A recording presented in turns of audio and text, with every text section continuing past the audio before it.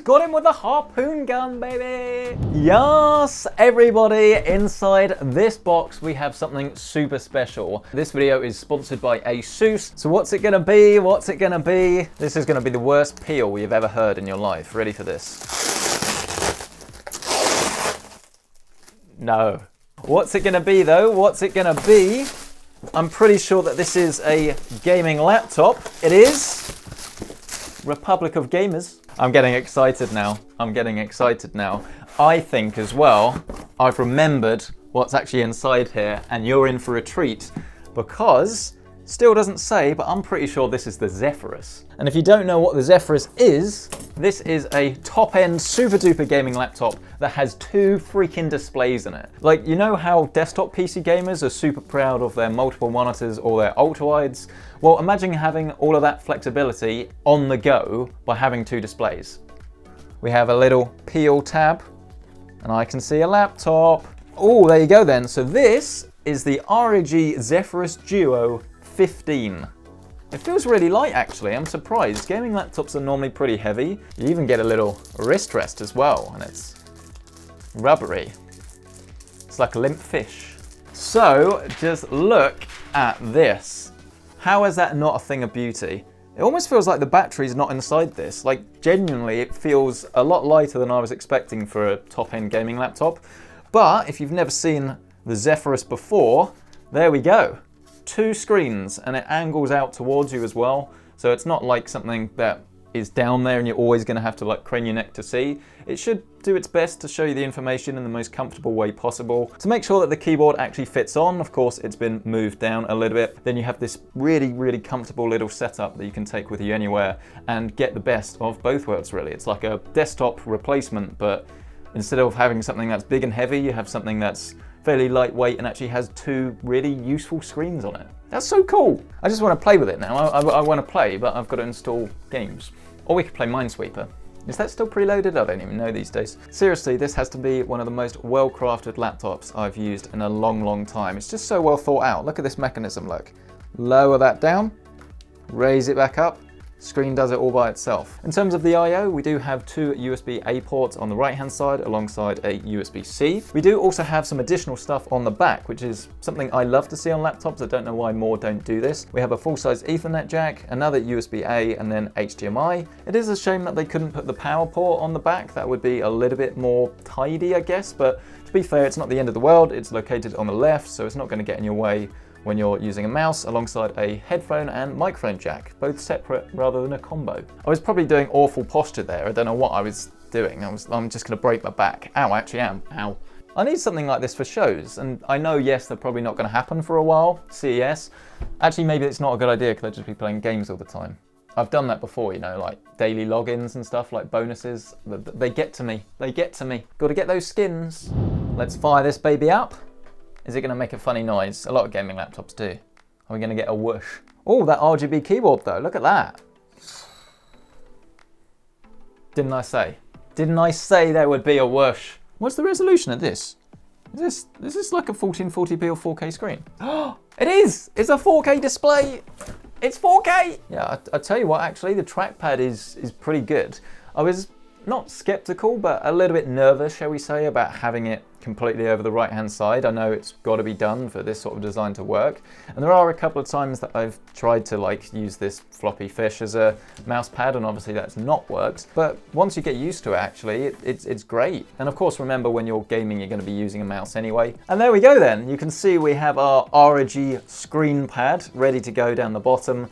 And the way it works is pretty simple. You have different applications, you can drag anything there. But I think the thing I would use this for the most really is maybe putting your Discord and things down here. As long as the game you're playing on the main window is borderless window mode, then you can actually use this as a touchscreen. Wow, I'll tell you what, they have really thought about this. Look, there you go. First time you open up Armoury Crate, it comes up with everything you need. Your CPU stats, GPU, memory, fan speed. You've got these different profiles and things, so you can make adjustments based on performance, noise, acoustics. And there's a button as well to turn off that whoosh noise upon boot. So if you don't want the whoosh, it can go. Right, sit rep. I've had my lunch, I've spilt some down my t-shirt, but more importantly, the games are downloaded. And I think the main thing really that actually you need to know is that there are two versions of this, and they're both designed for two very different sorts of people. So the one that we have here is the 4K 60 variant, and this is very much designed for like game streamers, content creators, anything really that requires a little bit extra fidelity, maybe extra resolution, because the screen on this thing just looks incredible. I've never really seen this level of image quality from anything other than like a professional laptop. However, because it is 4K 60, it is not quite as responsive as a lot of gaming monitors I've used, and this is why they also sell a 300 Hertz version of this laptop. So while you'll get the same touchscreen down the bottom, the top screen will be 1080p 300 Hertz, which is what I think I would recommend to most people if you're going to be buying this as a gaming laptop. Here we are then in Doom. We're running this at max settings, 4K, and we're getting around about, what's that, 50, 60 frames a second at the moment. But as I say, this is at max settings, so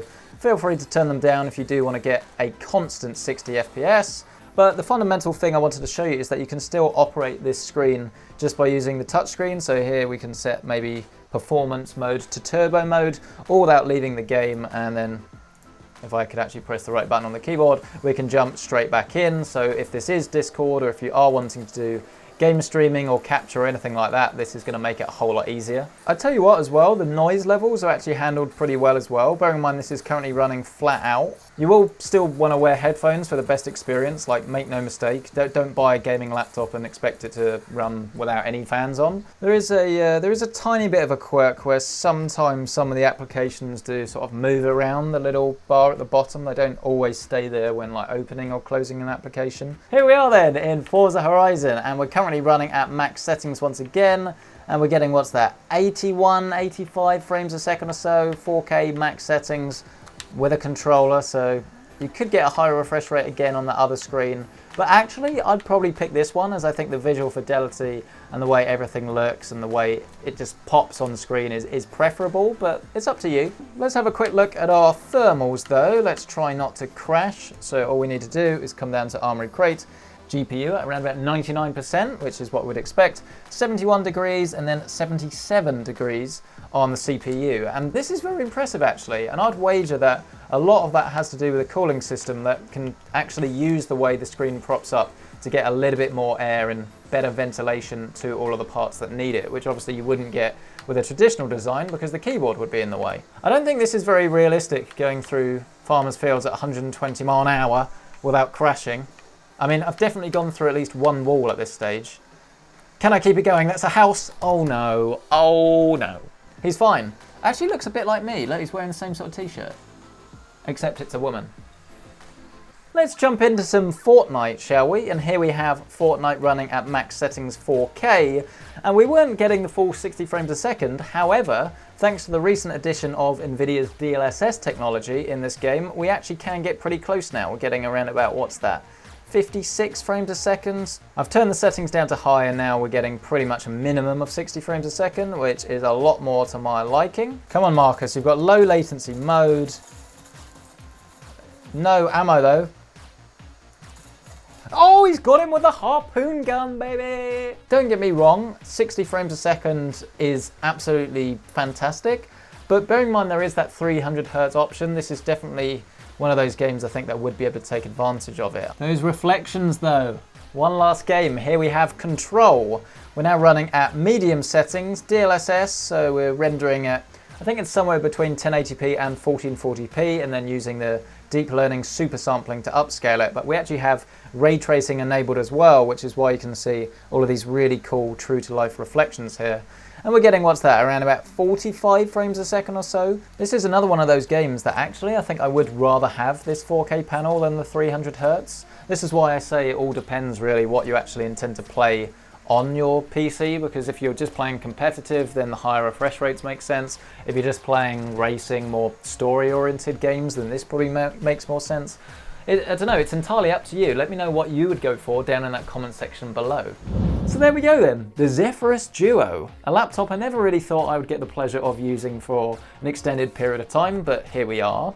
I think main highlights for me are the fact that the build quality is as good as it is. It is very portable despite the fact that it's got this huge massive touchscreen in the body as well. Obviously, if you don't think you're going to need or use a secondary screen, then there are cheaper options available. You can just get the normal Zephyrus that doesn't have this. For me personally, I think being able to have like DaVinci Resolve open, have your timeline down here, or just be recording some game footage and being able to see what I'm doing down here. All of those things are incredibly useful. And again, for me, the 4K version is the one that I would go for because I would use it for creative applications. If you're a gamer, I think that 300 Hz option would make a whole lot more sense though, as if you're primarily gaming, then you probably want to go for more of a competitive edge. But either way, I'm just so impressed that they've managed to cram this much stuff into a body that's this small.